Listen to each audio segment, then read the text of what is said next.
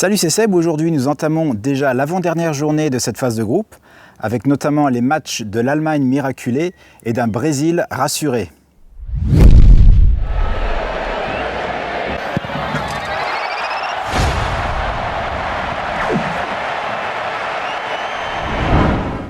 Commençons tout de suite avec le match de notre miraculé du week-end dernier, Corée du Sud contre Allemagne. Alors, l'Allemagne a sans doute fait le match dont elle avait besoin pour vraiment rentrer dans cette Coupe du Monde. Maintenant, elle est vraiment remontée à fond et je ne vois pas une Corée du Sud déjà éliminée faire impression dans ce match. Alors, je pense que l'Allemagne va gagner ce match et même si elle peut se qualifier avec un match nul, elle ne va pas prendre le risque.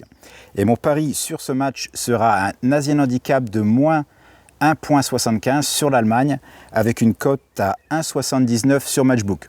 Autrement dit, avec une victoire de l'Allemagne de 3 buts de différence ou plus, je gagne mon pari. 2 buts de différence, je gagne la moitié de mon pari. Et dans tous les autres cas, je perds mon pari. Et c'est l'occasion pour moi de vous dire que sur ce genre de pari, très souvent j'utilise le live betting pour sécuriser mon pari que j'ai placé avant le match. Par exemple, sur ce match, si l'Allemagne marque rapidement dans la rencontre, je vais pouvoir jouer avec la chute de cote sur le under 2,5 buts durant toute la durée du match pour encaisser des profits avant la fin de la rencontre, même si l'Allemagne ne gagne que 2-0 au final. Alors je ferai une vidéo sur la sécurisation du pari, mais après la Coupe du Monde. Alors revenons à nos prédictions et passons au deuxième match du groupe F avec le Mexique qui n'a besoin que d'un nul pour gagner ce groupe.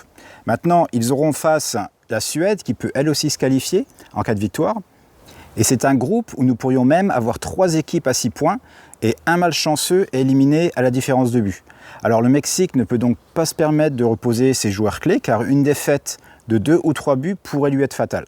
Nous avons donc un match que les deux équipes vont jouer à fond et que je juge trop risqué pour tenter un pari dessus et ce sera donc un no-bet pour moi.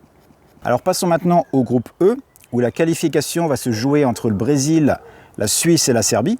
Alors le Brésil, qui a évité le fiasco grâce à ses 2 buts dans les arrêts de jeu contre le Costa Rica, devrait se qualifier, mais la première place n'est pas encore acquise, car ça passe par une victoire contre la Serbie.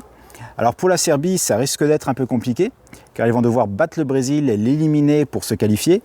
Et je pense que le Brésil va s'imposer dans ce match, et mon pari sera un Asian Handicap de moins 0,75 sur le Brésil, avec une cote à 1,68 sur Pinnacle. Donc en cas de victoire d'un but du Brésil, je gagne la moitié de mon pari. Avec 2 buts ou plus, je gagne mon pari.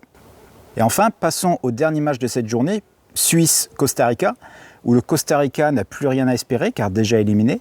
La Suisse pourrait se qualifier même en cas de défaite, mais seulement si la Serbie perd son match. En fait, seule la victoire lui assurait la qualification pour la 8e de finale. Donc sur ce match, je vais prendre un risque modéré et je vais placer un pari toujours de type Asian Handicap. Elle sera de moins 0,25 sur la Suisse avec une cote à 1,54 sur Betfair.